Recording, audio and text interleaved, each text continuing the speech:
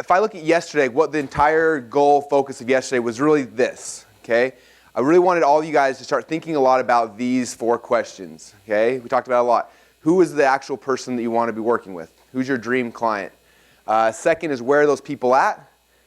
Okay? Then we talked about the bait you needed to go in to get them. And the last is where you want to take them. We talked about the value ladder and everything else like that. So that was kind of what we covered yesterday. Now today, this is like my favorite part of this whole business, is everything we're talking about today.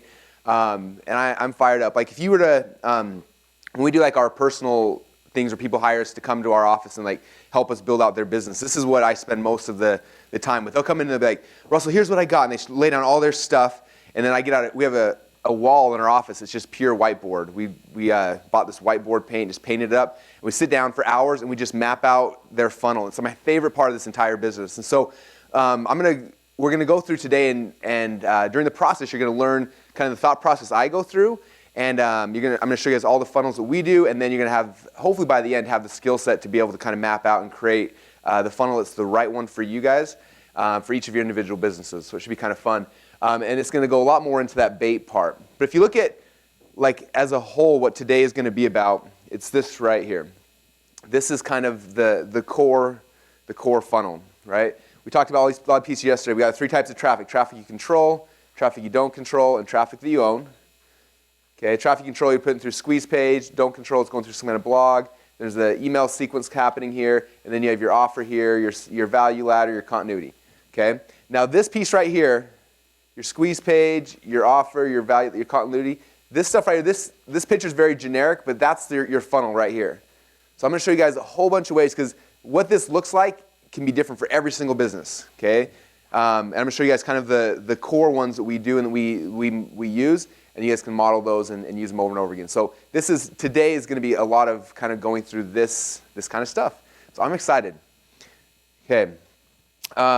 So I'm just going to jump right in. We're going to start with the first part, which is a lot of the psychology of a funnel. And I wish that when I first got started, somebody would have showed me this stuff. I didn't ever know this. When I first got started, my very first, I had a couple first products. My potato gun product was one of my first ones. I'm going to talk about that in a little bit. But my first product I really put a lot of effort in was this little software product called Zip Brander. And I remember when I first did it, all I did is, I think I told you yesterday, I saw all of Arm & Morin's software products. I'm like, I'm going to model it exactly the same. So I set up a website, looked exactly the same as his. It had his little header graphic right here, had like an e-cover box, had my brand name, had a headline, had some text, had a headline. And he charged his $67, so I charged $67. I just copied it exactly, and that was my whole business, right? Now, for most of us, when you're online, you're looking at what your competitors are doing, looking at what people are doing, and you're going out there, you see this part of their business, right? You're like, oh, I know what they're doing. That's their business. But the reality, when you start, when you think about it, like the part you're seeing is this thing right here, right? That's the part that's visible that most people are seeing. But I'm sure you guys have heard this a million times, it's the tip of the iceberg. All the stuff down here is happening that's behind the scenes that you don't even know is happening. Okay, so that's my job for today, is kind of demystify all that to show you guys all of this. Because a lot of times you can go to a company and just kind of knock off and do what they do, and you look exactly the same as theirs, and you start driving traffic, you're like, how come I can't make money with this? And they can. Okay, the problem is that you're doing this part, you're doing the tip of the iceberg, you're doing the stuff that they can see. All the other stuff, all the underground hidden stuff that's happening that makes this offer actually work, most of you guys don't know what that is. So that's kind of the job today, is to really kind of explain and show you guys the rest of the iceberg. Because when you understand this, now you've got a real business. That's where you can make your big money. Okay. So for Zip Brander, we didn't do all this for that, but for other products, there are all these other things we learned, right? We learned that after somebody buys things, what can we do? There's other pages, other steps you can do to make money. We also learned there's things you can do before the page that increases how much money you make. And then there's things before that page, and there's all these different phases that you take somebody through that all have incremental changes that increase how much money you make on the funnel as a whole. And so what I'm going to walk you guys through is basically there are 7 phases that I take somebody through in my funnel. Okay, we're going to go through from 1 to 7, and hopefully at the end you guys will understand what all of these pieces are, why they're important.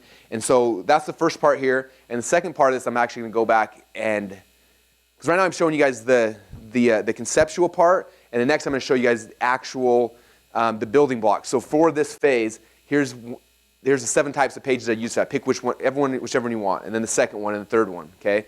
So the first one will be more conceptual, next will be very tangible. You guys can look exactly and just model and use it. So this is the graphic that kind of walks you guys through the seven phases. So step number 1 in this funnel, I call it traffic temperature. Okay, and I wish somebody would explain this to me when I first got started because it took me a long time to understand it. Okay, this is a quote from Gene Schwartz that's really, really important that ties into this traffic temperature stuff. So this is what he said.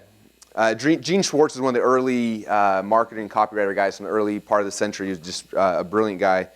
He said, if your prospect is aware of your product and realizes that it can satisfy his desire, your headline starts with your product. If he's not yet aware of your product but only of the desire itself, your headline starts with the desire. If he is not yet aware of what he really seeks but is concerned only with the general problem, your headline starts with that problem and crystallizes it into a specific need. Okay? So let me explain that. There's a level of awareness for everybody in here, right? When you first got online, most of you guys probably got online, you're like, I want to make money. Right? That was the first thing. That was aware. All you knew is I wanted to make money. Okay? And so your level of awareness is there's benefit. There's this thing I want. I know I need it. Okay? As you get online for a while, you start learning some stuff. And you become more aware and more aware. And somewhere online, you're like, man, I need to figure out how to set up a website. Okay? You're more aware than you were before. That's why you got a website. You're like, I got a website. I got to figure out how in the world to use WordPress. Okay? You're even more aware. And then you figure out, I got to figure out how to drive traffic. And you become more and more aware, right? Every single market has that process happening. Okay, so cold traffic is somebody who has no idea what they need. They just want this benefit. I want to make money. I want to lose weight. Okay, warm traffic is the person in the middle who knows kind of some stuff and they're more aware of it. And hot traffic is the person who's like, I bought 1,000 internet marketing courses. I want the next one because I know this is the next thing, right? I'm in shape. I got a 6-pack. I'm awesome, but I want to take it to the next level. Like that's the hot person. Okay, so if you look at this, we've got here's our hot. Here's our cold. On this side, you've got most aware, and back here. So you got most aware, then you got product aware, then you've got solution aware, problem aware, and then they're unaware. Okay, does that make sense? So the cold traffic starts with unaware. Like I don't even know that I want to make money. I'm just here. Okay. All right, so we're going to talk a lot about that also tomorrow when we go into inception, understanding how you sell people. But it starts with traffic because the place I'm going to take somebody is going to be completely different depending on where they are in the awareness cycle. Okay. For example, if I go to somebody and they, like I go to a joint venture partner and they've already got a list of prospects that have been on their list for a year. They've been selling them internet marketing stuff. These people are very, very aware. So the page I'm going to drive those people to is going to be way different than the page I'm going to drive somebody who has never heard of internet marketing before ever. That makes sense? Okay. Most people don't understand that. They create this page and it's like, it looks awesome. This is what everyone else's page looks like. And then they send it to the wrong temperature of traffic and it doesn't convert. And like, why didn't that work? You have to understand that that people have different pages for different situations. Okay. So if you know that your primary way of making sales is going to be joint venture partners, right? Joint venture partners usually have their own list. It's going to be a hot list. The kind of pages you are going to do are very product specific. Okay? If you go into and you're buying solo ads, for example, like to a news site where people aren't that aware, they're not like product aware. So I can't say like, hey, buy my new product. It's called .comSecrets, whatever. They're more solution aware. Then my headline and my copy, my page, all that kind of stuff is going to be tied into something more like discover how to build your business. Okay, they don't know what .comSecrets is. It doesn't help them at all. But they know they got a business. They need to make it better. So I'm going to be more solution aware. And then if they have a problem, cold traffic is like, you're broke. Want to learn how to make money? Does that make sense? So that's what I'm talking about with traffic temperature. So you have to understand that when you're creating your pages. So I like to think about it first. Like when I'm starting this, where's my traffic going to be coming from? And I'm going to create my initial funnel, my initial landing page based on that. Okay? So if you have your own email list, typically, and they know you and you're building a new funnel for your own list, you're probably going to be more on the product aware stuff. Here's my new product coming out. Here's the new thing. Okay? If you're going on Facebook, my guess is probably more solution aware. If you're targeting, like let's say I've got my green drink product and going, and I'm going to be advertising on all these natural health sites. They might not know my product yet, but they're very solution aware. So let me show you this new solution on how I do whatever it is. And then if it's some like I'm just spamming the whole world, then you come back to just problem aware, like, hey, you're overweight, or hey, you're not healthy, or whatever it might be. Okay? So that's the first part, is understanding the traffic temperature. All right? Okay, now after you understand that, the next is something we call the pre-frame bridge. Okay? The pre-frame, interestingly enough, as little as this is probably one of, if not the most important parts of the entire funnel. The first time I ever learned this and saw it in action, I got asked to speak at Armin Morin's big seminar, back when he was doing his big seminar. And before the event, he kind of pulled me aside and he said, how do you want me to introduce you? And I was like, I don't know, just whatever. And then he said, I got to tell you something. He's like, the most important part of your entire presentation is how I introduce you. He's like, you will either make sales or you're not going to make sales depending on how I introduce you. I'm like, what are you talking about? He's like, just trust me. He's like, as you keep continuing on as a speaker, you'll find out that however you're pre-framed, however you're pre-positioned, when you step up there on stage, has 100% to do with how much you're going to sell in the back of the room. So I was like, all right. So he went up there and he made me, like, talk me up, made me sound awesome. I came up there, did my presentation, I killed it, made a bunch of money. And then I got asked to speak at Bill Glazer's event. And Bill's one of my, he's like my marketing dad. Like, he's one of my favorite people in the world. But if you've ever seen Bill speak, he's very dry and very like, hey, this is Russell, he's awesome. Russell, come on up.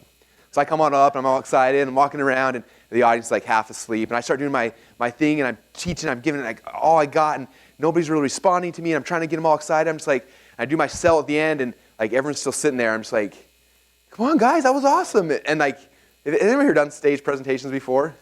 Okay, the worst feeling on planet Earth, like I would rather get run over by a car than you do your pitch, and you look around and nobody budges, and you're like, I have to walk through all of you to get to the back now. And everybody's looking back to see if anyone else is moving, and no, it's horrible. And I was like, crap, this is embarrassing. I was like just devastated. So then Bill asked me next year to come speak again for him. I'm like, I don't know, like if I want to. It's a huge opportunity, but I don't know if I want to speak again. And all of a sudden, I remembered in my head what Armin had said. You gotta make sure your pre-frame is good. And I said, well, I know Bill's never going to be able to pre-frame me good, so I have an idea. What I'm going to do is I'm going to have, and between that presentation and the next, I had spoken at Tony Robbins' event. And Tony, when he introduces you, it's like, people are going nuts. Like, it's the craziest thing in the world. So I had this videotape of Tony introducing me. And so I was like, I have an idea. I'm going to make a video that has a whole bunch of testimonials of people. Zan was in there, a couple other people, their testimonials. And at the end of it, I'm going to have Tony Robbins, like a video of him introducing me and getting everybody standing up and clapping and screaming. And so when I came to Bill, I was like, hey, this is my only request. I don't want you to introduce me. I want you to introduce a video about me. He's like, why? I'm like, I don't know, just try it out. So he's like kind of grumpy and like, all right, whatever. So he gets up there, he's like, our next speaker wants me to show you a video about him. And he like goes off, pushes play, and the lights go down. And all of a sudden this video comes up, and I got testimony, boom, boom, boom, music, entertainment, like all this stuff. And then all of a sudden Tony Robbins comes out. Everyone get your hands up for Russel Brunson. And he starts clapping, and the music starts pumping, and everybody in the audience is on their feet cheering and screaming. I run down, I come on that stage, and like I was just like, this is awesome. And I spoke, everyone was captivated. When I sold at the end, we crushed it. Okay? So the pre-frame has so much to do when you're speaking, but it has so much to do in all parts of your business. Okay? I'll give you a couple more examples. Another really cool story that helped me to understand this principle. There's a book called Sway. Has anyone read the book Sway? It's really, really cool. BJ, a couple of you guys read it. One of the stories he talks about in there is they were testing this concept of pre-framing and how it alters the selling process, or how it alters people's perceptions. And they went into a college class with like 300 students or so, and they came in and said, hey, your teacher's not here today, but we have a substitute teacher. But before he comes in to teach you, we wanted to pass out a biography so you can just kind of know a little bit about who he is. And so they took this paper and they had a paragraph about, hey, it's Mr. So-and-so, he did this, what it's kind of his credentials. And the very last sentence said, a lot of people consider Mr. So-and-so a warm teacher. And then that was what half of the biography said. And the other half of the biography said, a lot of people consider Mr. So-and-so to be a very cold teacher. Every other word was exactly the same. One said he was warm, one said he was cold. Handed out these things out to everybody. They all read it, handed them back in, and they tracked who got which ones. And then the teacher came in and he did his 90-minute presentation and taught us stuff. And then he left, and the person came back and said, hey, we want you to survey him really quick on his teaching style, what you guys thought. So they surveyed everyone in the audience, and they matched it with what pre-frame, which biography they had read ahead of time. And it was interesting, like all of the people that said he was warm was like, man, he was a great teacher. He's very empathetic. I feel like he really cared about me as a student. and just I think he's a great teacher. And then he took the ones all the people who had said he was cold, and he's like, that guy was really just kind of put me off. I felt like he was talking down to me. I didn't like the entire experience. I don't think he'd be a good teacher. I would not recommend him. It's interesting how one little word can change and shift so much. Think about when you meet a girl. You go up to a girl and you're like, hey, how you going? My name's Russell. Or if your buddy's like, or her, or a girlfriend or something introduces you, it changes the whole thing, right? So pre-frames are hugely important. And we're talking about pre-frame right here from this step in the process. But this pre-framing works. The biggest spot is right here, but I want to specify that this is happening at every single step in this process as well. Okay, I'm using pre-framing before I do almost anything I do. I'm trying to do some kind of pre-frame. Okay, because if I can affect that frame that somebody's going to walk through before they get to me, it's going to change the entire experience afterwards. Okay, yeah.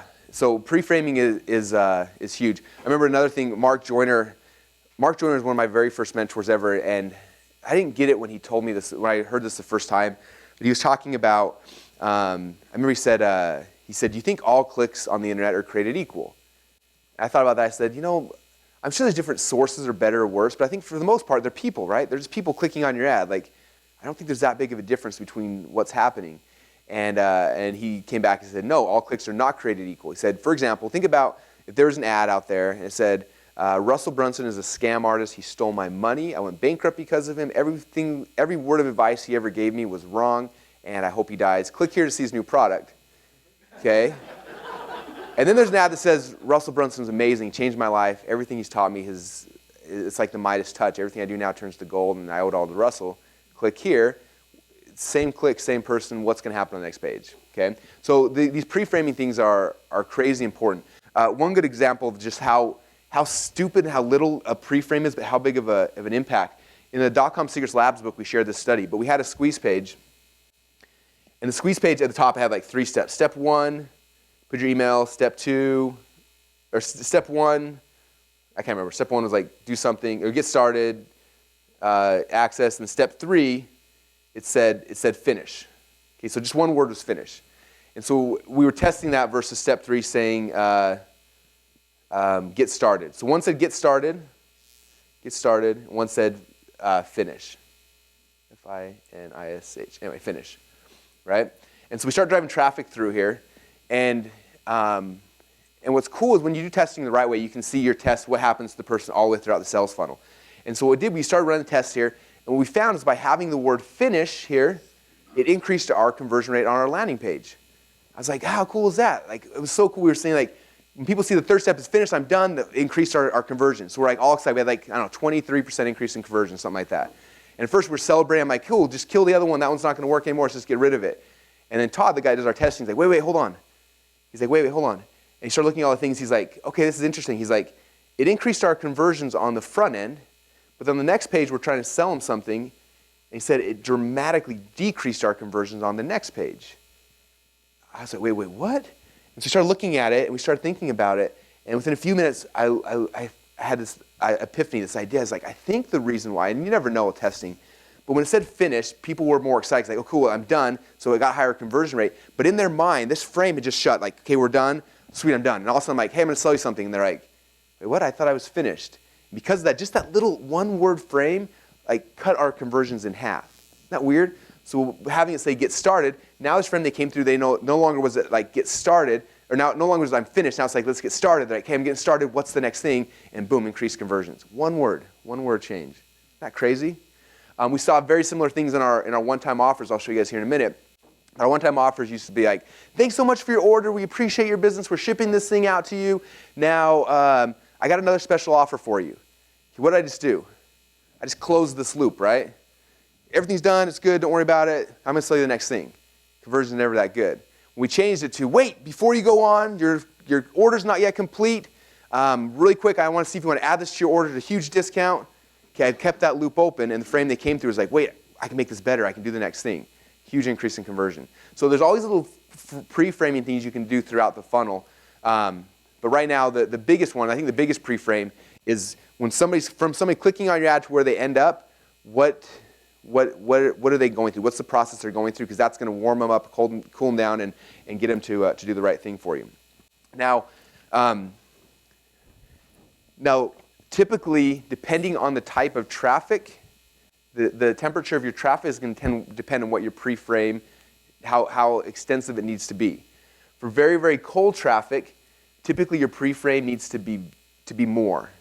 Okay, and I'm going to show you guys some examples of review sites and article sites and quizzes and stuff we do, because if they're cold, you've got to do more through this pre-frame to get them prepared to be able to buy from you. Over here, when they're somebody who loves you, trusts you, knows you, the pre-frame is usually a lot shorter because they've already built up that relationship, that bond, and so it's a lot easier. A lot of times I can even just send them, like usually the email I send out to my list is the pre-frame. Okay, where over here, I take them from an email to a page, then to my page. Okay, and I'll show you guys examples of this after we go through all 7 steps so you can see exactly the tactics behind it. But conceptually, does that make sense to you guys? Cool. All right, so that is step number 2. All right, step number 3 now. The first thing I'm trying to do when I'm driving all this traffic through my funnel, it's all about qualifying people, finding out how serious they are. Because I'm going to market and advertise people differently depending on how committed they are, right? So the very first thing, my very first goal when I'm driving this traffic through, and I want to find out of all the people I send on my website, all the 1,000 or 10,000 or 100,000 people that come to my website, who on my website is willing to trade me their email address in exchange for information? If they're willing to trade me their email address in exchange for something else, that person's way more qualified than everybody else. Okay? Excuse me. So I take them through a step or a process that I call a squeeze page. Some people call it the landing page, but something where I'm getting their name and their email address. Okay? So if they're not willing to give me their email address, they're probably not going to be willing to give me the rest of the stuff. Okay? And so that's how we qualify our subscribers, some kind of squeeze page. I'm sure you guys have probably seen those before. If not, I'm going to show you guys a bunch of them here in a minute. And you'll see it through ClickFunnels. But the squeeze page is the first step. I'm going to take all this traffic, find out who is willing to give me their email address. Yep. The other interesting thing, this is kind of a side note, but Jeremy Shoemaker did a really cool test a little while ago. I think it's in DotComSecrets Labs. But he found out after like 2 or 3 years of testing subscribers, because everyone's got a couple email addresses, right? Most of us have a couple. He started, when somebody, there's tools you can use if somebody subscribes. You can go out there and take their email address and find out if they're on Facebook and Twitter and all their social networks. But he found that somebody who used their Facebook email address, on average, would make him $80 per year. And someone that used a fake email address, or just an email address that was not tied to their Facebook account, they only averaged $1 per year. Isn't that crazy? So there's an argument there for making people opt in through Facebook email address because of the value of that person. In fact, in his company now, he was telling me that if they come in and it's not a Facebook email address, they don't even add them to the list. They just like, all right, well, they don't even care. So it's interesting. But that's my first goal. I want to qualify and find out my subscribers. Okay. Now my next goal, and this one's even more important. In fact, recently we've even a lot of times skipped a subscriber because of this. But my next goal is I want to find out of all the people coming to my site, who of these people is not just a looky-loo person, but who is willing to pull out their credit card and buy something. Okay? The person that'll do that that's the best person in the world. Okay? If you remember yesterday I talked about Dan Kennedy saying a buyer is a buyer is a buyer. So I want to find out all these people I'm sending to my site as quick as humanly possible and find out who are my buyers. Because as soon as I know they're willing to pull a credit card out, I know something about them. I know that they're a buyer. And if they're a buyer, I'm going to be able to sell them a lot more stuff. Okay, and I'm probably going to market to somebody who's a buyer a lot differently than I'm going to market to somebody who's not a buyer. Okay? You guys who bought stuff from me get different sequences, different emails, different packet, different things because you raised your hand and said, Russell, I am a buyer. Awesome. Let's go sell you stuff in a different way. Okay, so we start looking at this. When someone's coming in, they're opting in, I'm going to send them an email sequence. They come in, they give me a little bit of money, they pull a credit card out. I might call them on the phone. I might send them a direct mail piece, maybe a postcard. I might do a whole bunch of different things because they've raised their hand and showed me that they're a buyer. Like I want from day number 1 for you to know the relationship is you come in and you give me money, I give you cool stuff back. So I want to set those ground rules from day 1. And if you do that, you train people from the very beginning, they're going to keep buying, keep buying, keep buying. Okay? And so I'm going to show you guys the process we use to qualify buyers, but man, that's the biggest thing. And like I said, a lot of people nowadays, they don't even worry about subscribers. I don't even want to market to subscribers anymore. I only want to do buyers. And I kind of argue both ways on that. But this is the key, qualifying buyers as quick as you can. Because as soon as you know what the buyers are, you can start doing a whole bunch of different things. Okay? Now the next step is after I know who the buyers are, I want to identify my buyers in heat. Okay, this is a totally inappropriate story, but do you guys know anything about porcupines? So a porcupine, so they say, I don't actually have a porcupine, so I'm not sure, but once a year, for about a 24-hour period of time, porcupines are in heat. And when they're in heat, they've got 24 hours to do their business as many times as they can, and then after that, they're done. Okay? I told you guys a story yesterday about my bowling experience. That night I had some pain, and I was a porcupine in heat. And for the next 20 minutes, I bought everything I could find to solve that pain. And then I disappeared. I was gone, right? But you guys, you have to understand that the people that are coming to your website, they're in pain. They're trying to get a solution solved. And so my first goal is to find out who the buyers are. My second one is I want to find out who are my buyers in heat. Who are the ones that are hyperactive buyers, okay? And these are the best ones. I'm guessing a lot of you guys are probably those hyperactive buyers. That's why you're probably here at this point, okay? So I want to find out who are my buyers in heat. Because those are the people that are not just a buyer, but they're like a great buyer, okay? They're people like me who will spend insane amounts of money. So as soon as they buy that first thing, and I want to find out who are my buyers in heat, so now I start offering them more stuff, okay? We have upsells, we have downsells, we have other things, because I want to find out who are our best buyers. Okay, when we used to have our big call center, and all we were doing was we were calling buyer leads, but we would grade our leads. So somebody who bought a front-end product, we would call that person a B lead. And somebody who bought one of the upsells, they're a hyperactive buyer. They're an A lead. The hyperactive buyers in heat right now, we're going to call them and sell them coaching as quick as humanly possible because we know that they're in pain now. In a week from now, he may not be bowling anymore. Okay, I might not be bowling anymore. I'm out of it. But right now, I'm in pain. If I were to get a call the next day from these bowling guys and like, hey man, so tell me about the game yesterday. I'm like, oh, I hate that guy. He beat me. I got a bowling coaching program. In 3 weeks from now, you're going to be the best bowler in the world. Boom, I would have been in. If you called me a week later, I might not have been in. But I would have been in right then, right? So I want to find out who my buyers are in heat really, really quickly so I can market them differently as well. Okay, so we're all talking about segments. We've got our subscriber segments, buyer and heat segments. And we're going through all these different things, right? So far, everything I've showed you guys is all point of sale. Somebody clicks on the ad, they're going through pre-frame, subscribers, buyers, and upsells. The first 5 steps are all happening like in real time, point of sale right now. Okay? And steps number 6 and 7 are all happening after the initial sale. This is the stuff, Clint was asking me this yesterday. He was talking about like when do you bring the attractive character into this conversation with people? What's happening typically is we're driving traffic, they're going through my initial funnel, right? Here's my product, my upsell, my downsell, and then boom. So this all happened like in half an hour period of time. Now they're on my list. And this is kind of where I start introducing my attractive character. Like, hey man, thanks for joining my list. And I'm going to show you guys tomorrow, I'll show you the exact sequences we send out to people when they join your list. So you'll see exactly what emails we're sending out to build the attractive character. But that's when the attractive character starts. They've come through this initial funnel. They put a little bit of faith in. They've shown their hand as a buyer. Now I'm going to start this follow-up sequence to introduce them to the attractive character, to build that relationship. All those things that we talked about yesterday will be happening right here. And now they're here at this point. Now I'm building this relationship. My next step on number 6 is I need to age and ascend that relationship. Okay? So what just happened, the first 5 steps is, if you look in the dating world, you went out, somebody introduced you to their friend, you met her, okay, you got her phone number, you qualified her as a subscriber, you gave her a kiss, you qualified her as a buyer, she kissed you back, she's a hyperactive buyer. All right, this is a good thing, right? So now we got to age and ascend that relationship. So now what's the next steps I'm going to do with that person? Okay, now the possibilities are endless. You can do all sorts of stuff. And we'll show you tons of things we do. One thing we can do is a webinar with them. Okay, I'm going to take them on a webinar, teach them some cool stuff, and sell them stuff. Okay, another thing is I'm going to maybe do a teleseminar. Maybe have a new product I'm coming out with. A whole bunch of things you can do.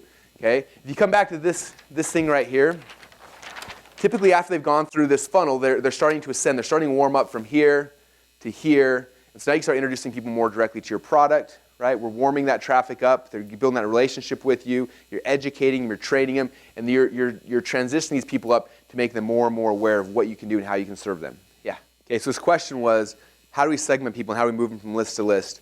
It all depends on the service you use. Different autoresponders can do that, some can't do that. But yeah, that is what happens. Somebody comes in and they subscribe. When they buy, you can move them from one list to another. Aweber lets you move people to the list. I think most of the good autoresponders nowadays allow you to move somebody from list to list based on actions. Somebody buys something, they click on something, you can move them around. And we'll talk more about that tomorrow when I actually go through the sequences we take people through, like the actual email sequences and how we do ours.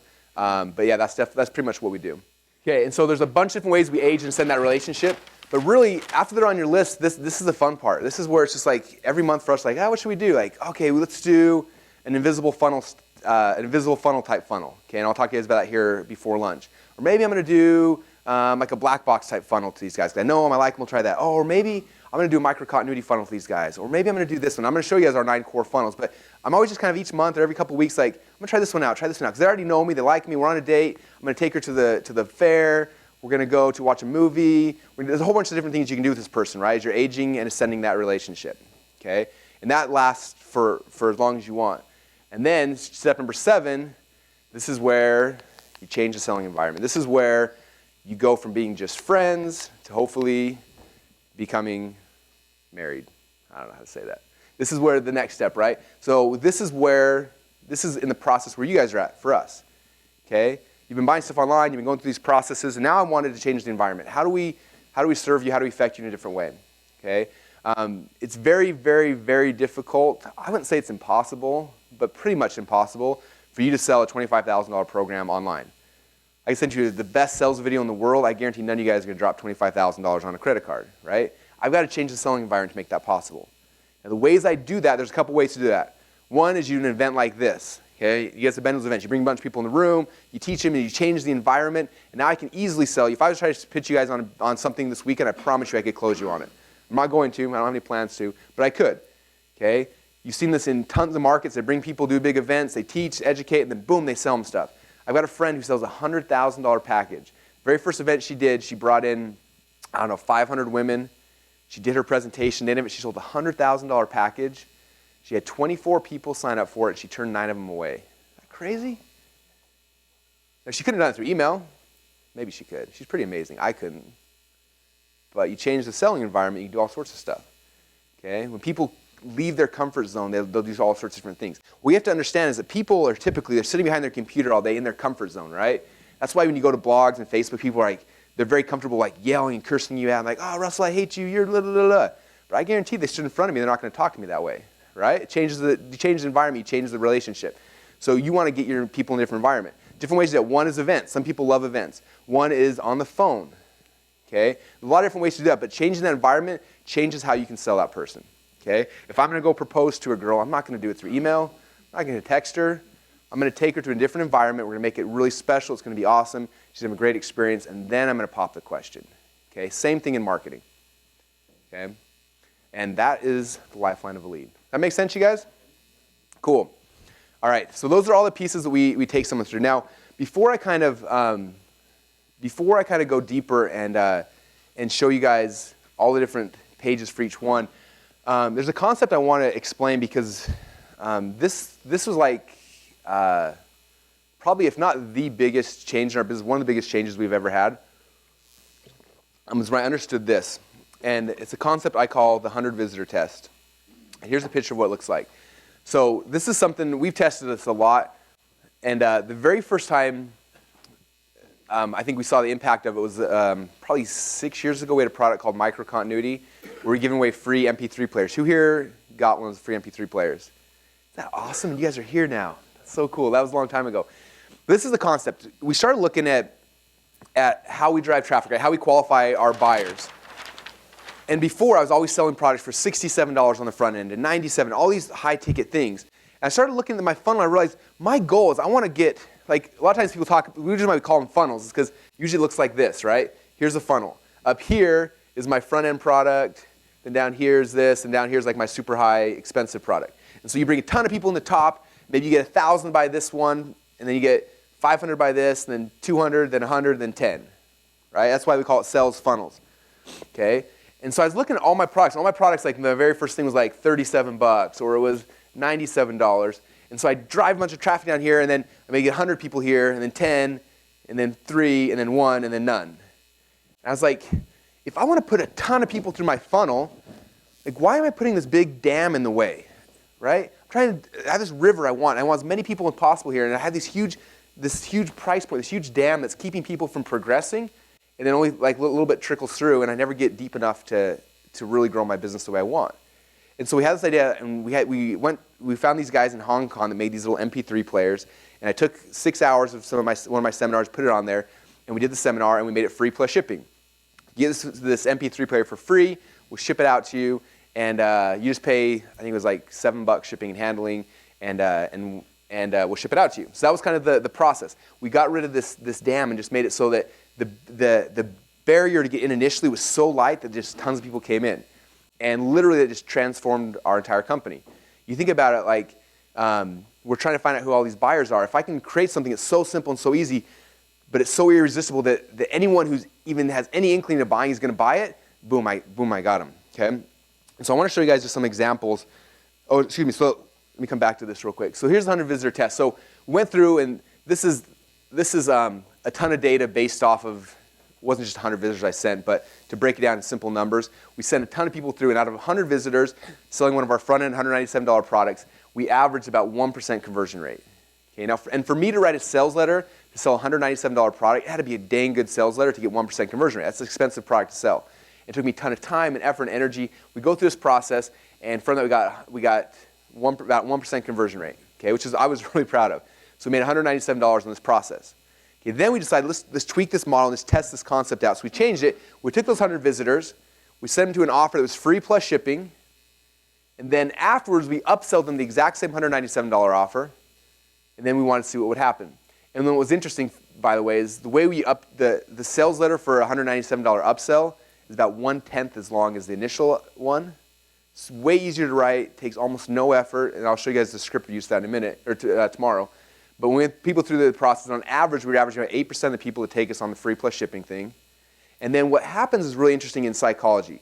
When people start on a process, as soon as they say the very first yes, it's easier for them to say the second yes, and the third, and the fourth, and the fifth. Can we even see this from like, and I'll show you guys this when we do pre-framing stuff in a minute here, but one of our guys in one of my other mastermind groups, they do these little quizzes on the front end of their funnels. And they had this webinar that was doing pretty well, but not like quite at break even yet. And they added this quiz on the front end. It was just a fake quiz. Didn't do anything. And you just come through, you click 3 or 4 buttons, boom, boom, boom, and then you see the webinar. And just by having this fake quiz on the front of it, they increased their conversions by more than double. Okay? I was like, why do you think that is? He's like, because as soon as they click that first button, they said their first yes. And they click the yes, yes, yes. Hey, buy my thing. All right, sure, I'm in. Okay? And so as soon as somebody says yes to that very first thing, for them to say yes to the next thing, they've already said, yes, Russell, this concept you just gave me is awesome. I want to test it out. Here's my credit card. The next yes is like, all right, I'll try that out too. Okay? It's very, very simple. The first yes is the hardest. So let's remove all barriers of entry, make that as super easy as possible. And the second yes is super easy. Okay? If you look at most of our offers nowadays, if you guys notice, they've all been free plus shipping things on the front. There's a reason. Because I just got to get them to say that very first yes, and then a fourth of them will say yes to the second yes, and the third yes, and the fourth yes. And so you want to lower that barrier of entry. You look at this whole thing, what happened, a couple things. First off, we made twice as much money from this funnel. And second off, we got 8 buyers instead of 1. And I got 8 people I can start selling my other things, and all these other, I have this different relationship with them. Okay? We are some more people on the phone in the back. Like everything else changes as soon as we started implementing this. Okay? So the 100 visitor test is the key. And so I want to show you guys, because I'm going to make a strong argument that all you guys should be doing free plus shipping stuff, because I think I don't care what market you're in, I think that it's the smartest thing. So I'm going to show you guys a couple examples of stuff. And I think the other people right now that are doing this really, really well is Ryan Dice and Perry Belcher are doing really good. And this is an example of one of their offers they put out last year. Anyone see this offer? Free credit card knife. Anyone buy this thing? You got one? You got it with you, don't you? Did you make it through the plane with it? Oh, you drove, huh? I haven't dared to take it on the plane. I'm curious. But it's just this little credit card knife. And then when someone attacks my house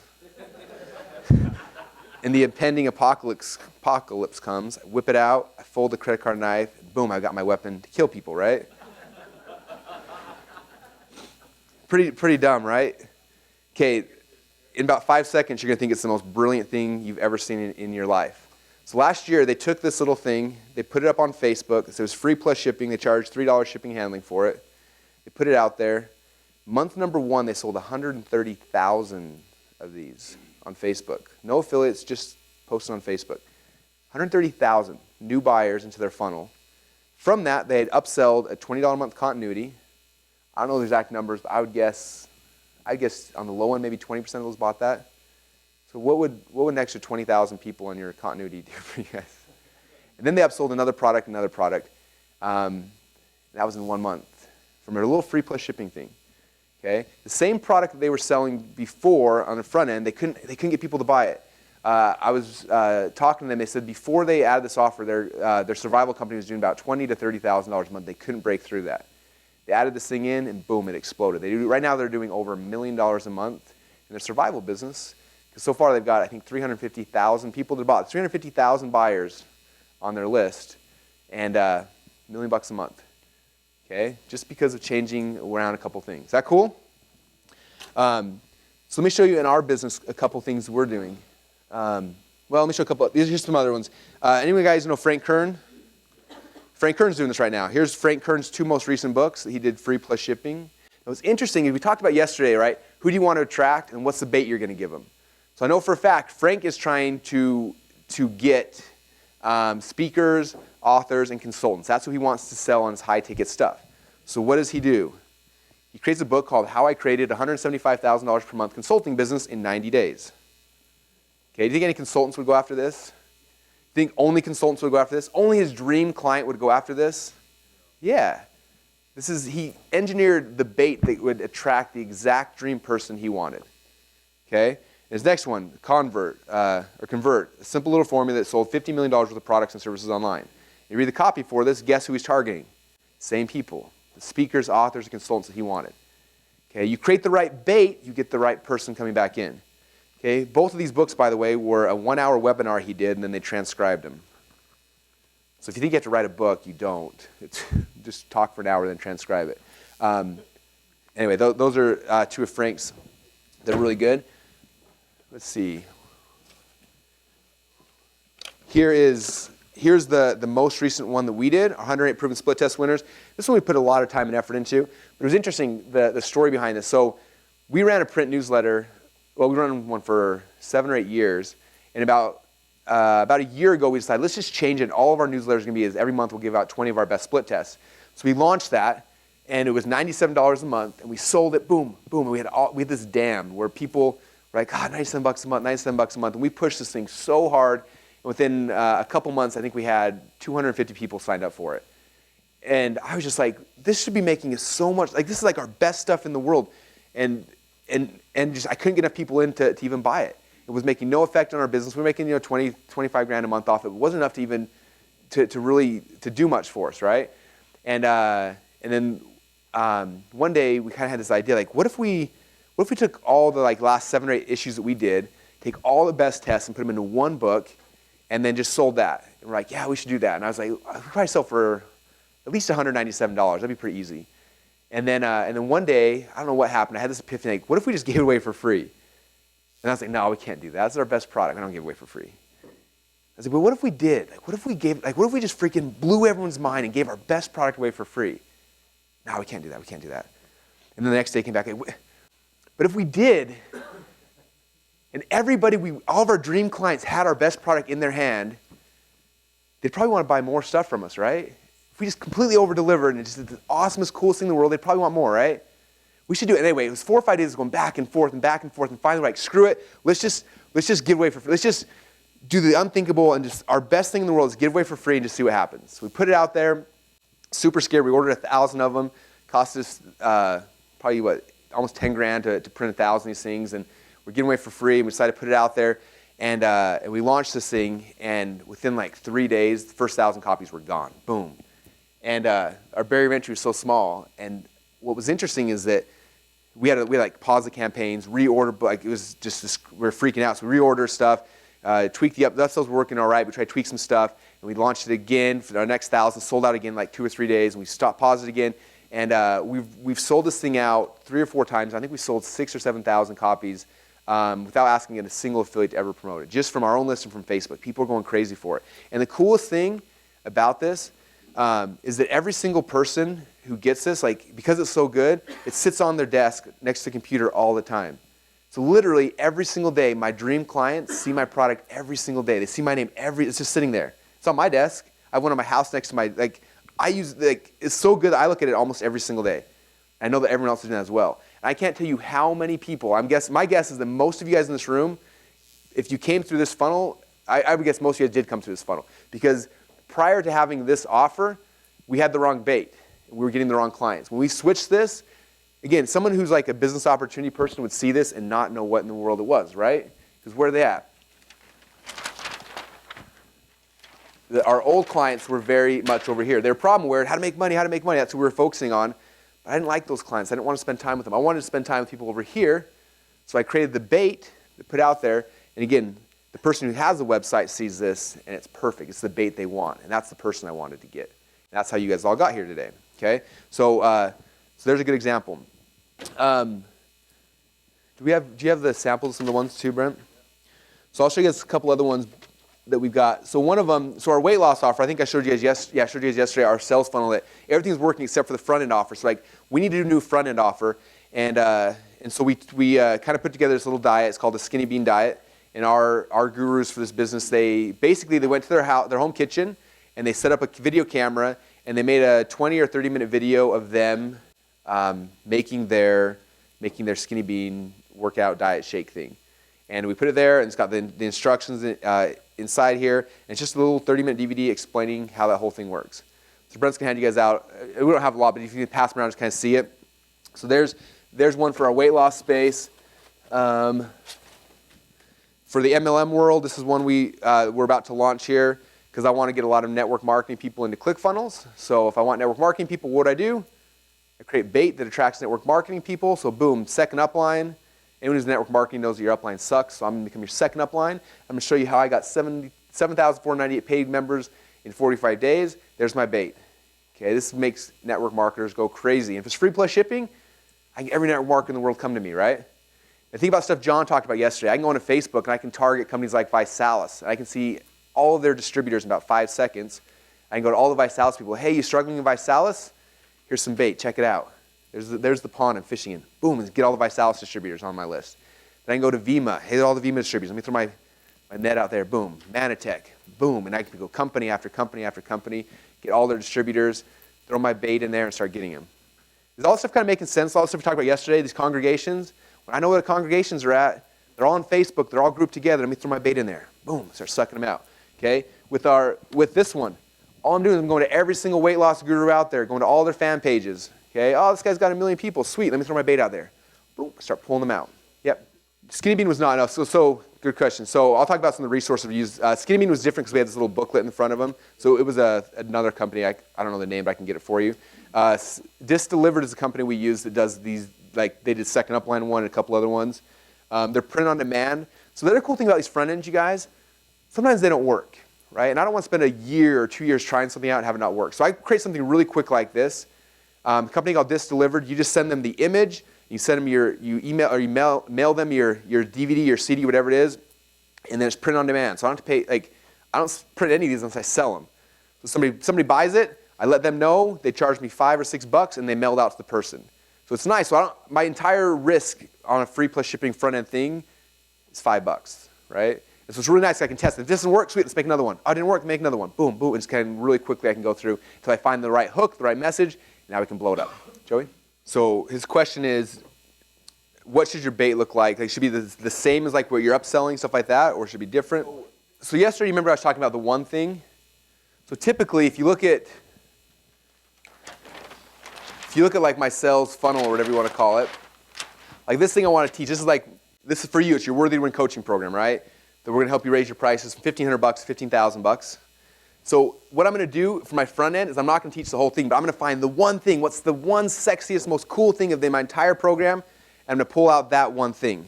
Okay? So my second upline, I have a whole bunch of cool things I help network marketers with, but I'm showing them just the one thing, which is how to get leads. That's the one thing they want. Okay? Skinny Bean, I can tell them a whole bunch of ways to change their life. There's just one thing I want, how to make this one shake that's magic. Okay? So you pick out the one thing that's the core thing and just focus on that. So how to make potato guns, kind of like my baby for the last however many years. Like the one, every time we launch a new like funnel, I always test it out here first. So what's cool is this is a DVD we got, and we're doing free plus shipping on this now. So this is a free plus shipping, then we're upselling a whole bunch of potato gun plans, and we're upselling actual physical. I found a guy who drop shipped potato guns for me. So we're doing the exact same thing. with this to get more people in the front. Think of any other examples to show you guys. Oh, I've got one more. This is exciting. This is one that might be a big aha for a couple of you guys. If I can find it, I just had it like, here it is. So I went to the office this morning, right before I got here to grab my credit card. I have a couple things. And what's cool is who here saw me do my webinar, High Ticket Secrets, about a month ago? Were you guys on that webinar? So I did that webinar, and the webinar turned out awesome. At the end of it, we sold a ton of stuff, made a bunch of money. It was really, really cool. And I'm turning that webinar into an automated webinar. We'll talk about that funnel here in a minute. But the other thing I did is I was like, that webinar is awesome. People who watch it give me money. How else can I get them to watch it? So I took that webinar and I sent it to Just Delivered, and now that webinar showed up today on a free DVD. So not only am I going to be like, hey, go register for my webinar, what if I'm like, hey, you want to go get this free DVD, show you the two simple pages that will instantly double your sales and 10 times your profit without picking up the phone. All this is a recording of my webinar I just did, my sales webinar where I sold the product. The exact same thing. Does that give you any of you guys an aha? Someone's smiling up here. Okay. Repurpose the stuff. The sales tools you're using, this is a sales tool, but it's a hook to get somebody to take action, right?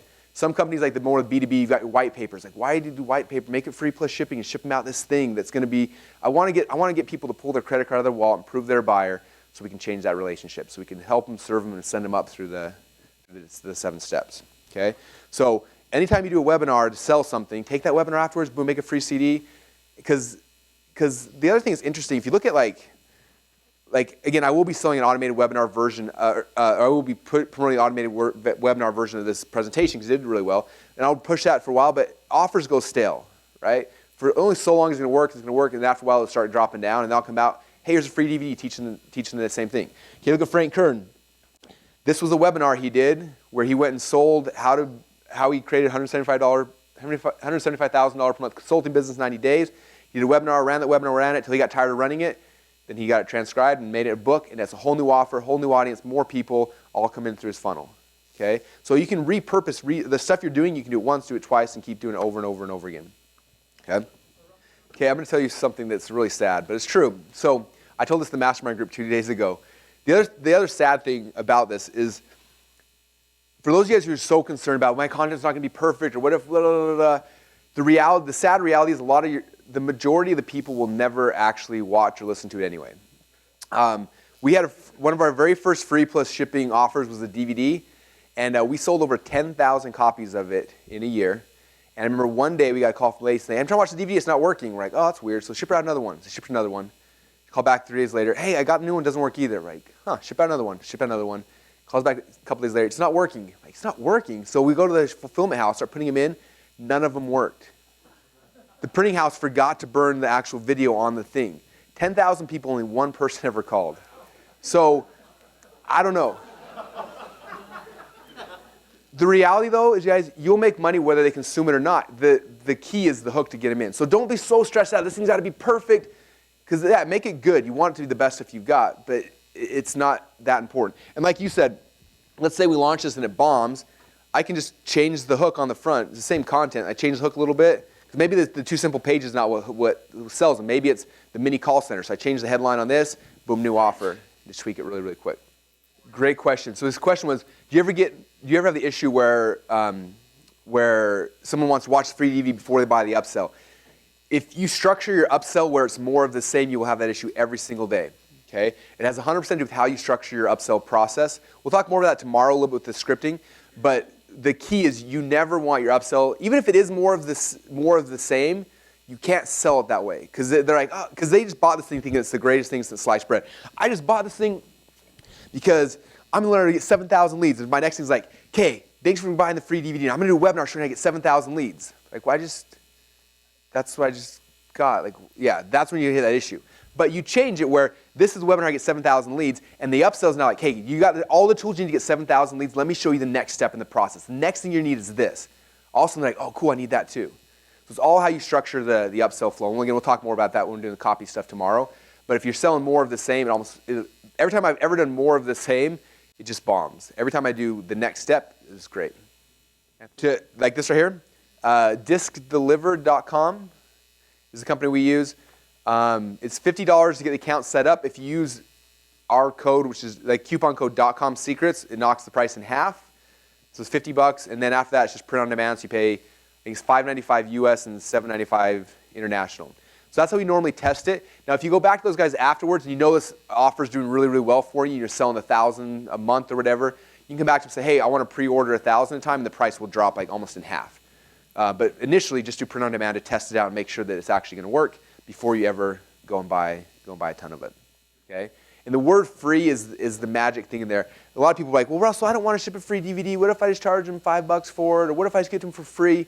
Two things. You need to charge them because you're trying to get them to pull their credit card out. You want to find out who the buyers are. That's key. And the reason why I want to ship something to somebody is because the word free is the most magical word in marketing.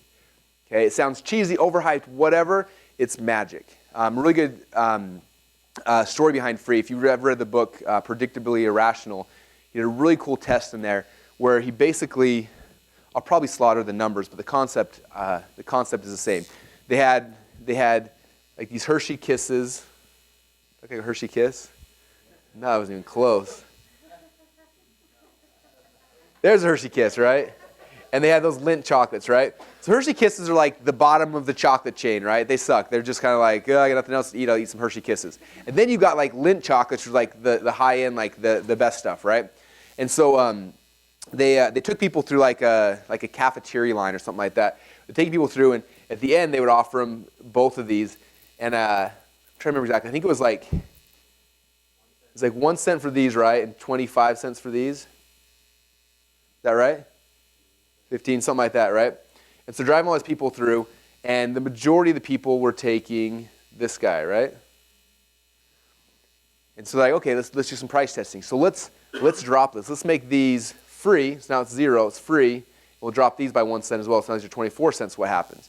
And all of a sudden it shifts from like 80% of people taking this to 80% of people take that because it's free.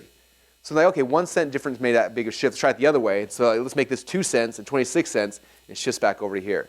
Okay, just the word free is magic. So when I'm on Facebook and I'm targeting, what's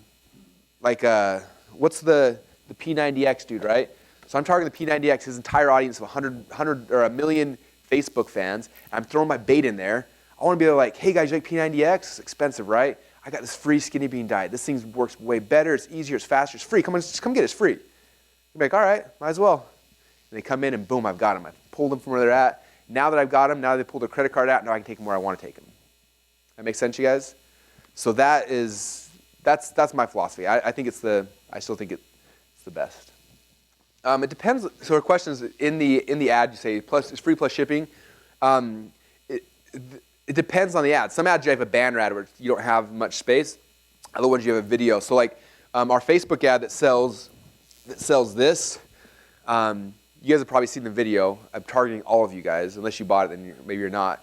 But there's a video of me in my office wearing my t-shirt, and I'm like, hey guys, I just got this book. It's awesome. And right here you get this, and you get this. And there's a little video on YouTube that says that, right? I literally made that video with my iPhone, made it really quick, threw it up there. We've been running it for a month and a half, 2 months. It keeps working.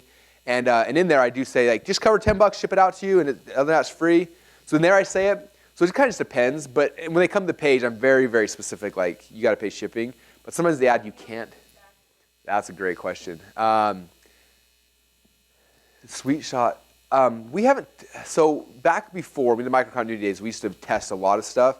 We found if you keep it like under $4, like $4.95, like under $5 is good, and then under $10. If you go above $10, you start seeing big stuff. But there wasn't a ton of difference between 9 and 4. So what we do typically is like, for the book, just our costs on this book are so expensive. We do like $9.95 US and whatever, a little more international. But on all the DVDs, we usually do $4.95. And we're losing money on both of them no matter what. You know, it's the whole like amateurs focus on the front end. We're going to lose money no matter what on them. Just how much do you want to lose? The lower you can handle your shipping being, the better it's going to be. But at the same time, as long as you keep it under $10, it's not, at least in my experience, hasn't been big enough of a change to really affect it. So I know Zan had probably a little different experience. They were shipping out bracelets and stuff, where like the cost of shipping was like as much as like a real bracelet, so they had to do a lot lower shipping to make as people went to it. So a lot of it depends on your offer as well. But I think for info products, DVDs, books, I think anywhere from $5 to $10, as long as you're below that, it shouldn't have too big of a change. Any other questions about that? Yeah, free. So he was saying for the camera, he said he uses medium mail to ship them, and the price is like half as if you send them regular. Now the other thing I want to talk about, just because David asked a question about yesterday, but it works really good, is, like, should I do direct mail to my customers? Okay, now some of them shown they're a buyer, you definitely should do direct mail to them. The problem is direct mail costs money, right? And it's scary. So I always look at it when somebody is a buyer, I want them to finance my direct mail campaign to them. Okay, so somebody pays me $9.95 for this book. I'm giving them the book, but they're financing my direct mail campaign. So in this package comes a 4-page sales letter that sells people into my $25,000 program.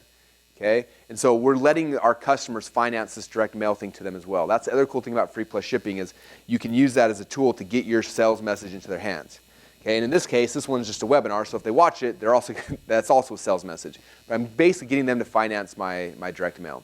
Okay? Because direct mail can get expensive, but if you're just using it as a follow along, it works awesome. There's no additional, there's a little additional cost, a little more paper, but it works awesome.